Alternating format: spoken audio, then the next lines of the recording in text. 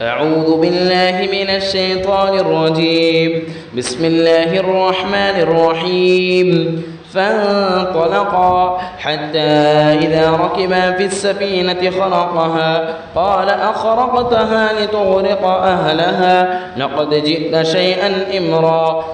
چنانچہ دونوں چلے یہاں تک کہ جب دونوں کشتی میں سوار ہو گئے تو ان صاحب نے کشتی میں سوراخ کر دیا۔ موسیٰ کہنے لگے کہ آپ نے اس میں اس لیے سوراخ کر دیا کہ کشتی میں سوار لوگوں کو ڈبو دیں، یقیناً آپ نے ایک بہت ہی نامناسب کام کیا ہے۔ قال ألم أقل إنك لن تستطيع معي صبرا۔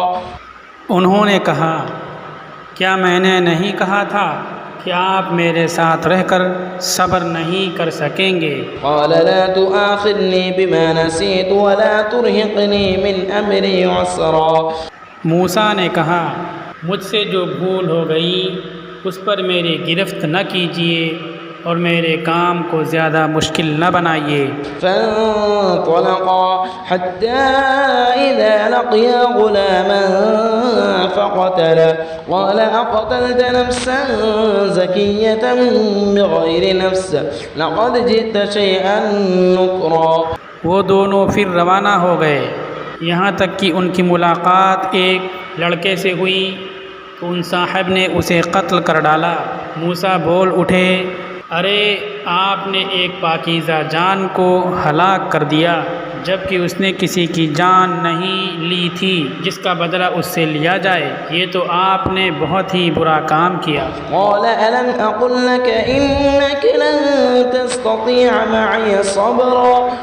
انہوں نے کہا کیا میں نے آپ سے نہیں کہا تھا کہ آپ میرے ساتھ رہنے پر صبر نہیں کر سکیں گے؟ قال إن سألتك عن شيء بعدها فلا تصاحبني قد بلغت من لدني عذرا۔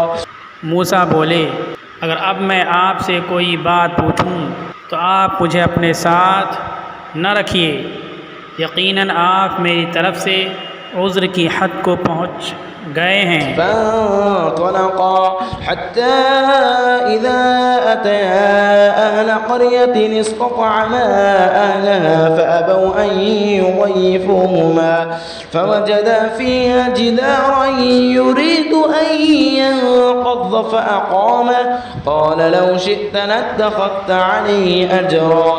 چنانچہ وہ دونوں پھر روانہ ہو گئے یہاں تک کہ جب ایک بستی والوں کے پاس پہنچے تو اس کے باشندوں سے کھانا مانگا تو ان لوگوں نے ان کی مہمانی کرنے سے انکار کر دیا۔ پھر انہیں وہاں ایک دیوار ملی جو گرا ہی چاہتی تھی، ان صاحب نے اسے کھڑا کر دیا۔ موسیٰ نے کہا اگر آپ چاہتے تو اس کام پر کچھ اجرت لے لیتے۔ قال هذا فراق بيني وبينك سأنبئك بتأويل ما لم تستطع عليه صبرا۔ انہوں نے کہا لیجئے میرے اور آپ کے درمیان جدائی کا وقت آ گیا، اب میں آپ کو ان باتوں کا مقصد بتائے دیتا ہوں جن پر آپ سے صبر نہیں ہو سکا۔ أما السفينة فكانت لمساكين يعملون في البحر فأردت أن أعيبها كان وراءهم ملك يأخذ كل سفينة غصبا۔ جہاں تک کشتی کا تعلق ہے وہ کچھ غریب آدمیوں کی تھی جو دریا میں مزدوری کرتے تھے، میں نے چاہا کہ اس میں کچھ عیب پیدا کروں چونکہ ان کے آگے ایک بادشاہ تھا جو ہر اچھی کشتی کو زبردستی چھین کر رکھ لیا کرتا تھا۔ وأما الغلام فكان أبواه مؤمنين فخشينا أن يرهقهما طغيانا وكفرا۔ اور لڑکے کا معاملہ یہ تھا کہ اس کے ماں باپ مومن تھے اور ہمیں اس بات کا اندیشہ تھا کہ یہ لڑکا ان دونوں کو سرکشی اور کفر میں نہ پھنسا دے۔ فأردنا أن يبدلهما ربهما خيرا منه زكاة وأقرب رحما۔ چنانچہ ہم نے یہ چاہا کہ ان کا پروردگار انہیں اس لڑکے کے بدلے ایسی اولاد دے جو پاکیزگی میں بھی اس سے بہتر ہو اور حسن سلوک میں بھی اس سے بڑھی ہوئی ہو۔ وأما الجدار فكان لغلامين يتيمين في المدينة وكان تحته كنز لهما وكان أبوهما صالحا فأراد ربك أن يبلغا أشدهما ويستخرجا كنزهما رحمة من ربك وما فعلته عن أمري ذلك تأويل ما لم تستطع عليه صبرا۔ رہی دیوار تو وہ اس شہر میں رہنے والے 2 یتیم لڑکوں کی تھی اور اس کے نیچے ان کا ایک خزانہ گڑا ہوا تھا، اور ان دونوں کا باپ ایک نیک آدمی تھا، اس لیے آپ کے پروردگار نے یہ چاہا کہ یہ دونوں لڑکے اپنی جوانی کی عمر کو پہنچیں اور اپنا خزانہ نکال لیں۔ یہ سب کچھ آپ کے رب کی رحمت کی بنا پر ہوا ہے، اور میں نے کوئی کام اپنی رائے سے نہیں کیا، یہ تھا مقصد ان باتوں کا جن پر آپ سے صبر نہیں ہو سکا۔ حضرت موسیٰ حضرت خضر علیہ السلام کی بات چل رہی تھی۔ بات یہ آئی تھی کہ جب موسیٰ علیہ السلام نے مجمع میں سوال پر بتلایا کہ میں زیادہ جانکار ہوں، تو اللہ تعالیٰ کی طرف تنبیہ آئی کہ تم سے بھی زیادہ جانکار موجود ہیں، تو ان کے اندر شوق پیدا ہوا اور علم حاصل کرنے کے لیے ملاقات کی تمنا کی، پھر باتیں آئیں۔ اب وہاں سے چلے دو، جب چلے تو کشتی پر سوار ہوئی، وہیں چٹیل میدان چٹان تھا جہاں سوئے ہوئے تھے، بغل میں کشتی جہاں مچھلی غائب ہوئی تھی۔ اب اس کشتی میں سارے کشتی والے ان کو پہچانتے تھے، حضرت خضر علیہ السلام کو پہچانتے تھے، انہوں نے کرایہ نہیں لیا۔ اب سوار ہو گئے اور کرایہ بھی نہیں لیا، اکرام کیا ان لوگوں نے۔ اس سے کیا معلوم ہوا کہ ایسے لوگ ہمارے پاس آئیں، کوئی ہمارے پاس سامان ہو تو ہم ان کے ساتھ رعایت کا معاملہ کریں، ہمارے پاس فن ہے تو اس معاملے میں رعایت کریں، گاڑی ہے تو بغیر کرایہ یا دوسری چیزیں ان کو مدد کرنا چاہیے۔ ان لوگوں نے مدد کی۔ آگے بات آ رہی ہو، مسکین کا لفظ آیا ہے تو مسکین پہ تشریح کروں گے، کیسے لوگ تھے، کتنے ضرورت مند محتاج لوگ تھے وہ جو کشتی چلا رہے تھے۔ تو بیٹھا لیا تو حضرت خضر علیہ السلام نے اس کشتی میں سوراخ کر دیا، ایک تختہ نکال دیا، روایت میں کلہاڑی سے کو ٹھوک کر کے نکال دیا۔ اب وہ کشتی ڈوب جانی چاہیے، لیکن وہ کشتی ڈوبی نہیں۔ اس سلسلے میں روایتیں آتی کہ حضرت خضر علیہ السلام نے اس میں شیشہ لگا دیا تاکہ دیکھنے میں لگے کہ یہ خراب ہو گئی کشتی، پانی اندر آ سکتا ہے، لیکن وہ پانی نہیں آیا اس لیے لگا دیا، اس میں شیشہ لگا دیا۔ یا یہ بھی روایت آتی کہ حضرت خضر علیہ السلام کا یہ معجزہ تھا کہ چھید کر دینے کے باوجود پانی کشتی میں نہیں آیا، لیکن بہرحال بظاہر عائب ہو گیا، چونکہ کشتی ڈوبی نہیں، اگر ڈوبتی کشتی تو یہاں اللہ تعالیٰ بیان فرماتے، عائب ہو گیا۔ تو موسیٰ علیہ السلام نے کہا دیکھو انہوں نے کرایہ بھی نہیں لیا، کشتی میں بیٹھا اکرام کیا اور اس کشتی کا نقصان کر دیا۔ تو اس سے پوچھا اخرقتها لتغرق اهلها، کہ کیا آپ نے اس کو سوراخ کر دیا، اس سے تو اس میں جو سوار اسے ڈوب جائیں گے۔ لقد جئت شيئا امرا، بہت ہی نامناسب کام آپ نے کیا، یہ بولے موسیٰ علیہ السلام۔ قال الم اقل انك لن تستطيع معي صبرا، کیا میں نے تم سے نہیں کہا تھا کہ یقیناً تم ہرگز میرے ساتھ صبر نہیں کر سکتے ہو۔ پھر موسیٰ علیہ السلام نے یہ جو سوال کیا تھا یہ بھول چوک میں کیا تھا، بظاہر ایسا لگا کہ اس میں سوال کرنے میں کوئی ایسی بات نہیں جس میں بے ادبی ہو یا مزاج کے خلاف بات ہو۔ تو موسیٰ علیہ السلام بولے قال لا تؤاخذنی بما نسیت ولا ترهقنی من امری عسرا، کہ میرا مواخذہ نہ کریں جو میں بھول گیا، میں نے جو کام بھول کر کے کیا اس پر میرا مواخذہ نہ کریں۔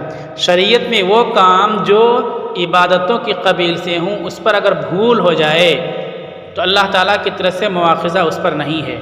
معاملات میں اگر ہم کوئی چیز بھول چک جائیں تو اس معاملے کو جاننے کے بعد درست کرنا ضروری ہے۔ ہمارے پاس کسی کا پیسہ رکھا ہوا ہے، غلطی سے ہم نے بھول کر کے اپنا جان کر کے خرچ کر دیا، بعد میں پتہ لگا کہ میرا نہیں تھا، فلاں کا تھا، یہ امانت تھی، تو اب جب پتہ چل گیا تو اب اس کو ادا کرنا ضروری ہوگا۔ بھول سے اس کو خرچ کیا، معاملہ ہے وہ ادا کرنا۔ لیکن عبادتوں میں رمضان کا مہینہ، روزے سے ہمیں کھانا کھا لیا بھول کر کے تو اللہ تعالیٰ سے پکڑ نہیں ہے، روزہ نہیں ٹوٹے گا۔ فانطلقا حتى اذا لقيا غلاما فقتله، پھر وہاں سے دونوں چلے۔ یہاں حضرت ان کا جو ساتھ میں تھے فتح نوجوان، ان کا تذکرہ نہیں آ رہا ہے، چونکہ وہ تابع تھے اصالتاً بیان موسیٰ علیہ السلام اور عزیر کا ہو رہا ہے، اس لیے اللہ تعالیٰ ان کا ذکر نہیں کرے، ان کے ساتھ تھے یا نہیں بھی تھے تو اس سے کوئی فرق نہیں پڑتا۔ تو بالغ ہونے سے پہلے جو عمر ہوتی ہے اس عمر کے لوگوں کو غلام عربی میں کہتے ہیں۔ غلام اچھا لفظ ہے، اور بلوغ کے قریب پہنچنے والا ہو اس کو غلام بولتے ہیں۔ تو عزیر علیہ السلام نے اس کو قتل کر دیا۔ وہاں کشتی توڑی تھی تو اس کی اصلاح ہو سکتی تھی، اصلاح ہو بھی گئی تھی، پانی اندر آیا نہیں تھا۔ وہ تو سوال بھول چوک سے کی تھی موسیٰ علیہ السلام نے، لیکن یہاں ایک جان کو قتل کر دیا تو یہ شریعت کے خلاف چیز تھی۔ شریعت کے خلاف کوئی کام کرے اور آپ شریعت کے جانکار ہو، آپ کو ذمہ داری دی گئی کہ آپ برائی سے روکو لوگوں کو اور اچھائی کا حکم کرو، تو آپ ایک چیز بری دیکھ رہے تو وہاں آپ کو اختیار ہے بولنے کا، تو آپ کو بولنا ضروری ہے۔ موسیٰ علیہ السلام اللہ تعالیٰ کے نبی تھے اور صاحب شریعت تھے، تو نبی اور صاحب شریعت ہونے کی وجہ سے ذمہ داری تھی کہ ایسے موقع پر بولیں، تو اس موقع پر جان بوجھ کر کے بولا۔ پہلے کہا تھا میں نہیں پوچھوں گا، لیکن جان بوجھ کر کے بولا چونکہ ایک جان کو قتل کر دیا تھا۔ قال اقتلت نفسا زکیۃ بغیر نفس، بولے کہ کیا تم نے ایک جان کو، پاکیزہ جان کو بغیر کسی جان کے بدلے میں قتل کر دیا؟ ایک تو ہے پاکیزہ کہ جو نابالغ ہوتا ہے اللہ تعالیٰ کے یہاں اس کی گناہوں پر اس کی پکڑ نہیں ہوتی ہے، اگر وہ کسی کو قتل بھی کر دے تو بھی اس پر قصاص جاری نہیں ہوتا ہے۔ ایک تو اس لحاظ سے بھی قصور ہے وہ پاکیزہ، دوسرا اس بچے نے کسی کو قتل بھی نہیں کیا۔ دو باتیں ایسی جن کی وجہ سے اس کا قتل کسی بھی صورت میں درست نہیں تھا۔ آپ نے اس بچے کو کیوں قتل کر دیا؟ موسیٰ علیہ السلام بولے، یہاں جان بوجھ کے موسیٰ علیہ السلام بھول کے نہیں، جان بوجھ کے بول رہے ہیں۔ لقد جئت شیئا نکرا، آپ نے یقیناً بڑی ناپسندیدہ حرکت کی ہے۔ یہ بولنا ایسے موقع پر ضروری ہوتا ہے۔ شریعت کے جانکار ہیں وہ، اللہ کا حکم جانتے ہیں، اس کے مطابق وہ پھر فوراً عزیر علیہ السلام جواب نہیں دے رہے ابھی، وہ اس ذمہ داری کو جو وہ پابندی لگائی تھی کہ سوال نہیں کرو گے اس کو دہرا رہے ہیں۔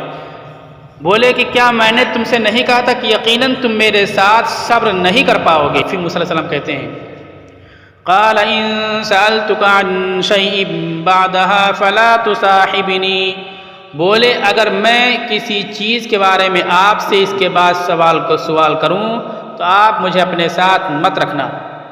اب وہ معاہدہ ختم ہو جائے گا ہمارا آپ کا۔ قد بلغت من لدنی عذرا، میری طرف سے آپ معذور ہوں گے کہ آپ کی مجبوری ہے کہ آپ یہ سب کرتے رہو گے اور میں سوال کرتا رہوں گا، پھر اختلاف ہوتا رہے گا، پھر میں چلا جاؤں گا اگر میں نے سوال کیا۔ اب پھر چلے فانطلقا حتى اذا اتيا اهل قرية استطعما اهلها، پھر وہ چلے یہاں تک کہ ایک بستی پر پہنچے تو وہاں کے لوگوں سے کھانا طلب کیا۔ فابوا ان يضيفوهما فوجدا فيها جدارا يريد ان ينقض فاقامه، تو ان لوگوں نے ان کی میزبانی کرنے سے انکار کر دیا، کھانا دینے سے انکار کر دیا۔ کہ بڑی تکلیف کی بات ہے یہ بظاہر۔ پھر وہاں دیکھا کہ ایک دیوار گرنے والی ہے، تو حضرت خضر علیہ السلام نے اس دیوار کو درست کر دیا، کچھ کہتے ہیں ہاتھ سے درست کر دیا، کچھ کہتے ہیں ہاتھ کے اشارہ کیا، اور معجزے کے طور پر وہ دیوار گرنے سے محفوظ ہو گئی اور صحیح ہو گئی۔ اب چونکہ کھانے سے انکار بھی کیا تھا اور ضرورت بھی تھی، تو اسباب ظاہری لحاظ سے موسیٰ علیہ السلام یہاں سوال بھی نہیں کر رہے بلکہ ایک بات کہہ رہے ہیں۔ قال لو شئت لاتخذت علیہ اجرا، بولے کہ اگر تم چاہو تو ان سے اس کام پر مزدوری لے لو، پھر اس کے ذریعے کھانا کھا لیں۔ علیہ السلام بولے قال هذا فراق بینی وبینک، وہ بولے یہ ہمارے اور تمہارے درمیان جدائیگی ہے۔ یہ تیسری بات تم نے بول دی، ابھی جدائیگی ہے۔ اب کہتے ہیں یہ جو پیچھے واقعات ہوئی اس کو تمہیں بتا دیتا ہوں کہ کیوں یہ معاملات تینوں پیش آئے۔ بولے سأنبئک بتأویل ما لم تستطع علیہ صبرا، میں تمہیں ان چیزوں کا مطلب تعبیر بتلاؤں گا ان پر تم نے صبر نہیں کیا۔ بہرحال کشتی فکانت لمساکین یعملون فی البحر، تو کشتی غریب مسکینوں کی تھی جو سمندر میں کام کرتے تھے، سمندر میں کمائی کرتے تھے، کشتی سے سمندر میں کمائی کرتے تھے۔ روایت میں تک 10 بھائی تھے جس میں 5 بھائی پیرالائسس ان کو تھا، مفلوج فالج زدہ تھے، گھر پہ بیٹھے رہتے تھے، وہ کچھ بھی کمانے کا کام نہیں کر سکتے تھے۔ یہ 5 بھائی کچھ صحت مند تھے لیکن ان کے پاس کچھ بھی ذریعہ معاش نہیں تھا۔ یہی ایک کشتی 5 بھائیوں کی تھی اور اس کے ذریعے سے سواری ڈھوتے تھے، ادھر سے ادھر کرتے تھے، اس کی مزدوری اجرت ملتی تھی، اسی بنیاد پر یہ اپنا بھی خرچہ چلاتے تھے، اپنے ان پانچ بھائیوں کا بھی خرچہ چلاتے تھے۔ ہم لوگوں کو بھی یہ چیز سوچنا چاہیے اور دیکھنا چاہیے، ہمارے گھروں میں بھائی رشتہ ناتے میں جو غریب ہوں، جب کمانے کے لیے بیٹھے تو وہاں یہ سوچیں کہ ہم اپنے بچوں کے لیے کما رہے ہیں اور ہمارا وہ بھائی، ہماری وہ بہن، ہمارا وہ رشتہ دار وہ بھی غریب ہے، 1% 2% ہم اس کمائی سے اس کو بھی دیں گے، تو یہ سعادت حاصل ہوگی۔ نبی آ کر کے بیٹھے ان کی کشتی میں اور نبی نے کشتی کو توڑا، اس کی حفاظت کا انتظام، نبی حفاظت کا انتظام کیا، ایسے شخص نے جس سے ملنے کے لیے نبی پہنچ رہے ہیں۔ تو اس طرح جب ہم اپنے کاروبار کریں گے تو اللہ تعالیٰ کی رحمت اس طرح ہمارے کاروبار کی طرف متوجہ ہوگی کہ ایسے اللہ والے بیٹھیں گے، اللہ کے مقرب بندے آئیں گے، ان کی دعائیں ملیں گی، تو ہم لوگ کیا کریں۔ تو 10 بھائی تھے، 5 مفلوج تھے، پیرالائسس تھا ان کو، اور 5 کمائی کرتے تھے، کوئی راستہ ذریعہ نہیں تھا، یہی کشتی تھی۔ اتنا غریب ہونے کے باوجود ان کو بغیر کرائے کے بیٹھایا۔ اس سے یہ پتہ چلا کہ ہم لوگوں کے دل میں اچھے لوگوں کی قدر اور عزت ہونی چاہیے، اور کتنی بھی پریشانی ہو، کچھ نہ کچھ ایسے لوگوں کی مدد کا جذبہ ہمارے دلوں کے اندر ہونا چاہیے۔ ایسا نہیں کہ ہم پریشانی اور تنگی میں ہیں تو پھر ٹوٹل کمانے کی فکر رات و دن لگی رہے۔ سمندر میں کام کرتے مطلب سمندر سے کمائی کرتے تھے اس کشتی کے ذریعے۔ اب وہ کرتے تھے تو میں نے کیا کہا، ہمدردی کی ان کے ساتھ۔ کیا ہمدردی کی؟ فَأَرَدْتُ أَنْ أَعِيبَهَا وَكَانَ وَرَاءَهُمْ مَلِكٌ يَأْخُذُ كُلَّ سَفِينَةٍ غَصْبًا، تو میں نے چاہا کہ اس کشتی میں عیب پیدا کر دوں، اس لیے کہ اس کے پیچھے بادشاہ رہتا ہے جو ہر کشتی کو ظلم کے ذریعے لے لیتا تھا، تو اس کشتی کی حفاظت کے لیے میں اس کشتی کو توڑا، اس میں عیب پیدا کر دی۔ اب بادشاہوں کا، حکمرانوں کا سامان کتنا اچھا ہوتا ہے، یہ تو کرپشن ہوتا ہے، جو بےایمانی ہوتی ہے، پل ٹوٹ جاتے ہیں، دوسری چیزیں ہو جاتی ہیں، ورنہ آپ جا کے دیکھیں حکومت کے سامان بہت اچھے ہوتے ہیں۔ کہا جاتا ہے حکومت پر دل و دماغ ہوتے ہیں، وہ اچھی چیز لیں گے، خراب چیز نہیں لیں گے، ان کے پاس پہچاننے والے افراد بھی ہوتے ہیں۔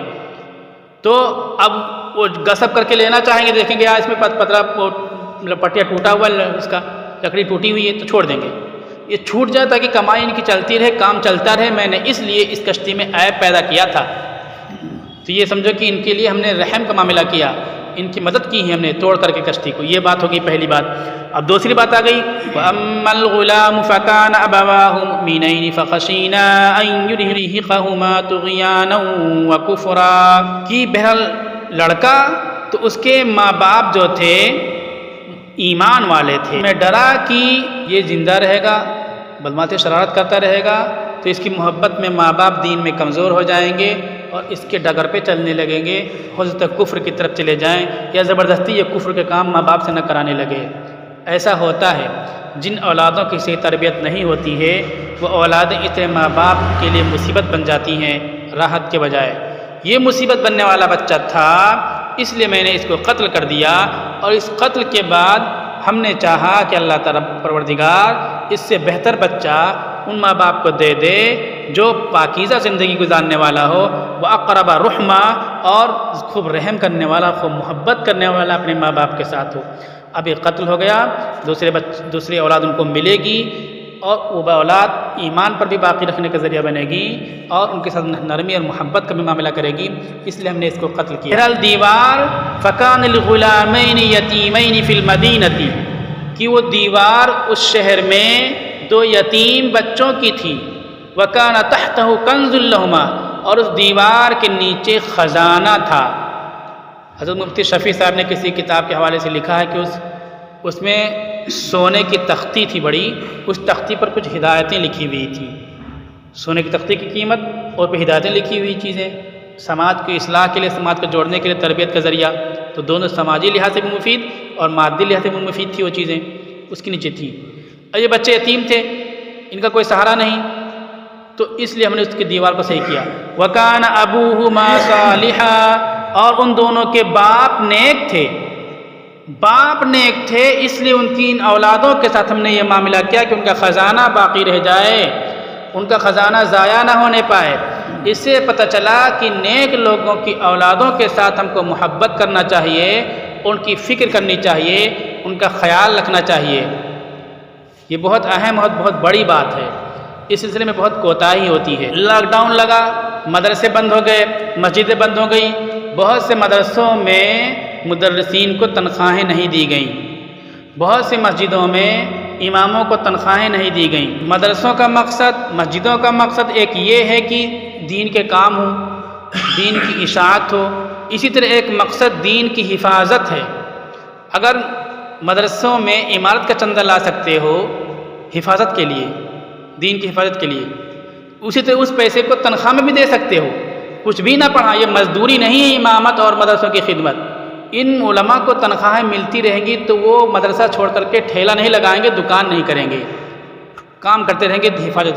آپ 10 سال میں 10 عالم مدرسے سے پیدا کرتے ہو، ایک سال آپ نے تنخواہ نہیں تھی کہ آپ کے 10 عالم جا کے ٹھیلا لگانے لگے، دکان کا کام کرنے لگے۔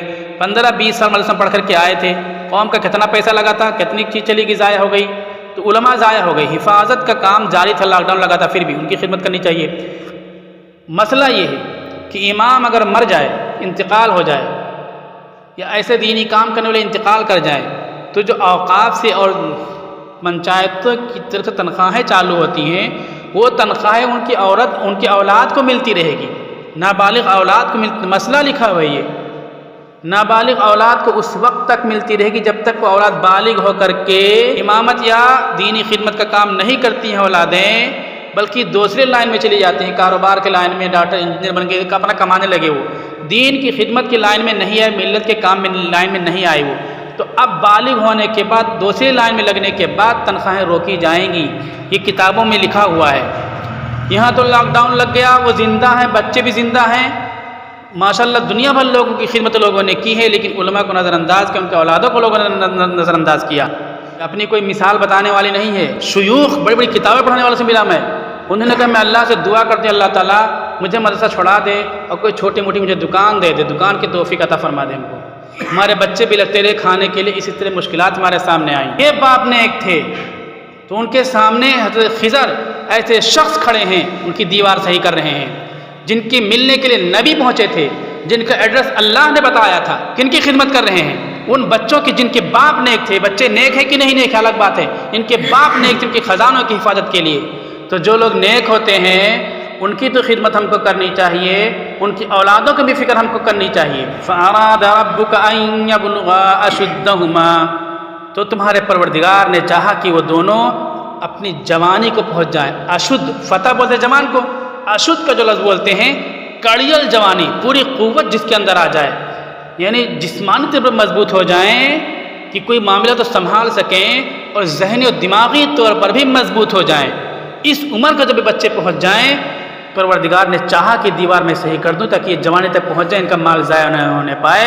وَيَسْتَخْرِجَا كَنزَهُمَا، اور نکال لیں وہ دونوں اپنے خزانے کو جو خزانے کے نیچے دفن ہے۔ رحمتًا من ربک، تمہارے پروردگار کی طرف سے خاص رحمت ہے۔ وَمَا فَعَلْتُهُ عَنْ أَمْرِي، اور میں نے اپنی طرف سے یہ کام نہیں کیا، مطلب یہ اللہ کی طرف سے کام ہو رہا تھا۔ اللہ تعالیٰ کہتے ہیں اس کو قتل کر دو، اللہ نے کہا اس کشتی کو توڑ دو، اللہ نے کہا اس دیوار کو بنا دو، یہ مجھے اللہ تعالیٰ کہہ رہے تھے، اس لیے میں ایسا کر رہا تھا۔ اب فرشتے آتے ہیں روح نکالنے کے لیے، بچے کی بھی روح نکال لیتے ہیں، بوڑھے کی روح جان نکال لیتے ہیں، صحت مند کھڑے نوجوان کی جان نکال لیتے ہیں۔ اب فرشتوں کے لیے کیا کہیں گے کہ یہ تو فرشتے نے غلطی کی، اللہ کا حکم ہے اس لیے روح نکال لیں۔ اسی طرح سے یہاں موسیٰ جان نکال لے، قتل کر دیا نوجوان کو، اس بچے کو، اللہ کی طرف سے حکم تھا اس لیے اس کو قتل کیا۔ اب یہاں ایک بات یہ آتی ہے کہ جان نکالنا اور اس طرح کے کام کرنا یا تو وحی کے ذریعے سے ہو سکتا ہے، وحی کے علاوہ کسی دوسرے ذریعے سے شریعت کے خلاف کوئی کام کرنا جائز نہیں ہے۔ بہت سے لوگ ایسا ہے جو کہتے ہیں کہ روحانی چیز ہے اور شریعت کے خلاف کام کرتے ہیں، نشے کی چیزیں کھاتے ہیں۔ بہت سے لوگ نماز نہیں پڑھتے، بولتے میں حرم میں نماز پڑھتا ہوں، شریعت کے خلاف ہے، اور شریعت کے خلاف کام کریں گے تو یہ ولی دیکھنے میں کتنے بڑے ولی ہو جائیں، ولی نہیں ہوں گے، اللہ کی نظر میں ولی نہیں ہو سکتے۔ کوئی ولی ہو پھر بھی شریعت کے خلاف وہ کام نہیں کر سکتا ہے، بغیر وحی کی یہ سب کام نہیں کر سکتا۔ بچوں کھاتے وقت قتل کرنے کا مطلب یہ ہے کہ ان کے پاس اللہ کی طرف سے وحی آتی تھی اس لیے انہوں نے قتل کیا تھا۔